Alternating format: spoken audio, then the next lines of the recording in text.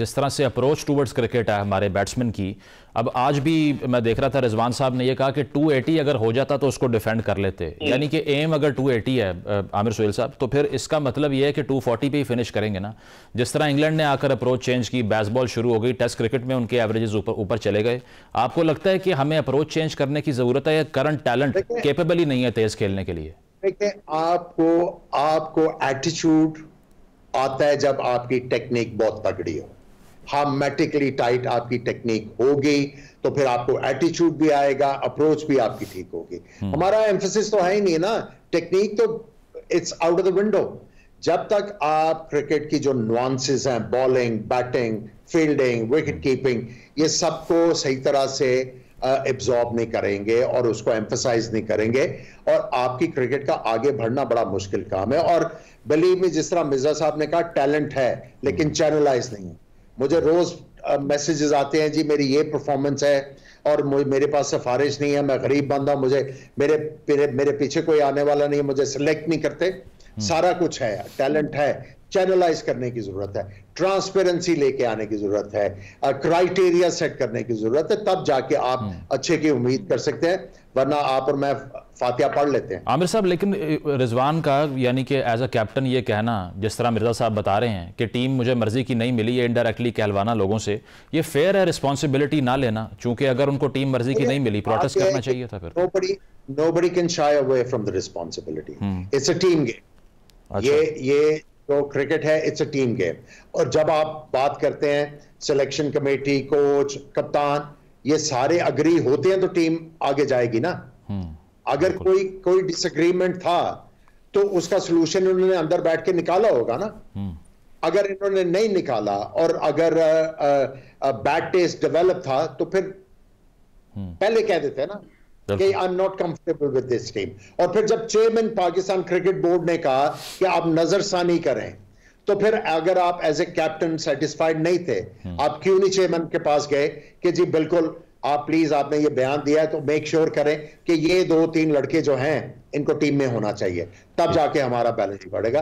अब सबको रिस्पॉन्सिबिलिटी लेनी पड़ेगी। Nobody can shy away. Mirza साहब, आप फिटनेस कैंप्स के हवाले से पहले भी इनसाइडर इन्फॉर्मेशन देते रहे हैं। जो फिटनेस की सूरत हाल है, या फील्डिंग को आप देख लीजिए, कल जिस तरह शुभमन गिल का कैच ड्रॉप हुआ क्रूशल पॉइंट के ऊपर, या फ़खर जमान की जो इंजरी है, इससे पहले एहसानुल्लाह की भी मिसाल आपके सामने है, तो उसमें कमिटमेंट नहीं है या फिर हमारी अप्रोच ही नहीं है कि फिटनेस सेकेंडरी चीज़ है, उस पर इतना काम करना नहीं चाहिए। विराट कोहली का कमबैक करवा दिया हमने, और उसकी फिटनेस भी 37 ईयर्स ऑफ एज में आप देख लें, if I am not wrong, कि कितनी ब्रिलियंट दिखाई दे रही थी। तो हमारी मसला क्या है कि लड़के कमिट नहीं करते फिटनेस कैंप्स में, या फिर उस लेवल की ट्रेनिंग ही नहीं है? देखिए, लड़के जो है वो डोमिनेट करते हैं और वो कमिट नहीं कर पाते, और सब उनसे खौफजदा है। हालांकि आपने गैर मुल्की ट्रेनर को भी ला के रखा हुआ है। इससे पहले मिकी आर्सन ने 2 प्लेयर्स को, आपको याद होगा, उमर अकमल को वापस भेज दिया था 2017 की चैंपियंस ट्रॉफी में, कि वो फुल्ली फिट नहीं है।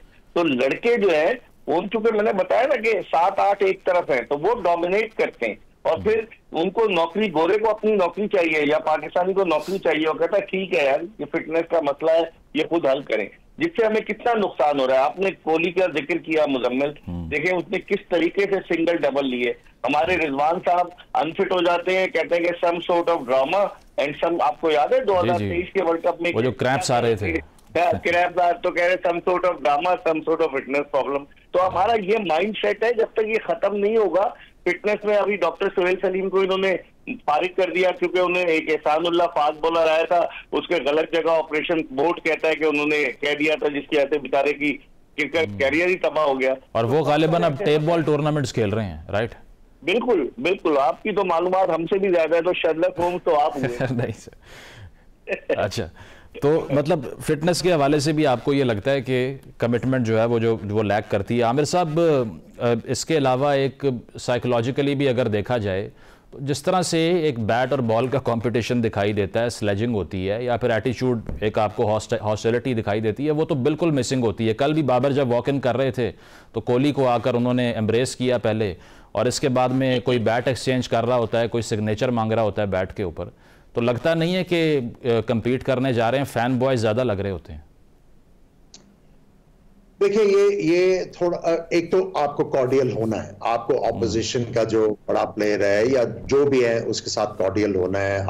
आपने रिस्पेक्ट एक दूसरे की करवानी होती है, उसमें तो कोई मुजायका नहीं। लेकिन जो आप ग्राउंड वाली बात कर रहे हैं, जो ग्राउंड पे एटीट्यूड होना चाहिए, बिल्कुल वो मिस है, उससे मैं एग्री करूंगा। और वो तब भी आता है, मैं हमेशा एग्जांपल देता हूं कि अगर प्लेयर जो है वो अगर फिजिकली फिट नहीं है तो उसके back of the mind negativity आएगी, या जहां पे मैं आराम से 100 कर सकता था फिटनेस की वजह से मेरे से 100 नहीं होगा। अगर कोई फास्ट बॉलर है वो कहेगा कि अगर मैं पूरी तरह फिट नहीं हूं, जहां पे मैं 10 ओवर का स्पेल कर सकता हूं, मेरे से 3-4 मुश्किल से फुल थ्रॉटल पे होंगे। अगर आप टेक्निकली कॉन्फिडेंट नहीं हो तो back of the mind negativity आएगी, तो फिर वो एटीट्यूड तो गायब होएगा है ना। बिल्कुल। और फिर जब आप ये कहोगे कि हम जो हैं वो ऑपोजिशन से बेहतर नहीं है, तो फिर आपको वो जो वेयर आप करते हैं ना कॉन्फिडेंस अपने चेस्ट के ऊपर, वो फिर नजर नहीं आता आपको। ठीक है। और आमिर साहब, shortly in the and solution की अगर बात की जाए, जिस तरह वसीम अकरम साहब ने कहा कि कोच कप्तान सेलेक्टर को इकट्ठा बिठाकर अब इंक्वायर करवाएं कि ये कसूर किसका है और किसने ये टीम सेलेक्ट की, आप क्या प्रपोज करते हैं कि वे फॉरवर्ड क्या होना चाहिए आगे? देखिए, वे फॉरवर्ड मैंने आपको वही बताया है कि ये जो की तरह जो क्रिकेट के साथ चिमटे हुए हैं, 10-10 साल हो गए हैं पीएसएल के साथ, पता नहीं कितने साल हो गए इनको, कभी कोच बनते हैं, कभी चले जाते हैं, कभी कुछ आ जाते हैं, कभी कुछ आ जाते हैं। क्रिकेट वही है, जब तक इनको आप अलहदा नहीं करेंगे, इन जोकर से जान नहीं छुड़वाओगे, तब तक आपकी क्रिकेट। और इसमें आमिर साहब प्लेयर्स भी शामिल हैं या सिर्फ मैनेजमेंट के लोग हैं? देखिए, आपने देखना, लेकिन मुझे आप ये बताएं, जहां पे लोग ये भी कह रहे हैं टैलेंट नहीं है, तो इनको रिप्लेस किससे करोगे? ट्रू। आपके पास ओपनर की रिप्लेसमेंट तो है नहीं, आपने बाबर आजम को ओपन करा दी। तो ये भी बात करते हुए सोचना चाहिए ना कि हम बात क्या कर रहे हैं। ठीक है। मतलब आपको लगता है कि अगर क्रिटिसाइज कर भी रहे हैं तो उसकी रिप्लेसमेंट भी कोई बहुत जेन्युइन नहीं है। मिर्जा साहब, आपका सोल्यूशन क्या होगा इफ यू आर आस्क्ड के अब इस सारे डिबैकल के बाद? क्योंकि देखिए, इतने अरसे बाद आईसीसी इवेंट एक हमने होस्ट किया और almost we are out of the tournament now, तो आगे से इसको प्रिवेंट करने के लिए क्या करना चाहिए? इसके लिए ऑपरेशन क्लीन अप की जरूरत है मुजम्मिल। पिछले साल 9 जून को जब हम भारत से हारे थे तो पीसीबी के चेयरमैन ने कहा था कि सर्जरी होगी, सब लोग इंतजार करते रहे और हसन अली तो मजाक उड़ा रहा था कि सर्जिकल इक्विपमेंट नहीं मिला इसलिए सर्जरी नहीं हुई। अच्छा। तो आपको डीप जाकर उन चीजों के ऊपर तवज्जो देनी होगी कि जो मसाइल जिनसे पैदा हुए, और अगर आप लोगों के मशवरे पे चलेंगे, मुशीरों के मशवरे पे चलेंगे, तो फिर आपकी भी बदनामी होगी, पाकिस्तान क्रिकेट भी डिक्लाइन की तरफ जाएगी। मैं समझता हूँ ऑपरेशन क्लीन अप हो, सिलेक्शन कमेटी जो है उसको फारिग किया जाए, क्योंकि उसकी सेलेक्ट करदा टीम है। कप्तान से पूछा जाए कि आपने क्यों नहीं उस वक्त शोर मचाया जब आपकी मर्जी की टीम ही थी। बहुत सारे स्टेप लेने होंगे। अब देखिए, अल्लाह ही हाफिज है पाकिस्तान क्रिकेट। बिल्कुल रिस्पॉन्सिबिलिटी कप्तान को, सेलेक्टर्स को और इसके अलावा मैनेजमेंट को लेनी पड़ेगी। बहुत बहुत शुक्रिया। आमिर सुहेल साहब, बाल बेग साहब मौजूद थे। एक ब्रेक शामिल करते हैं, ब्रेक के बाद वापस आएंगे। Stay with us.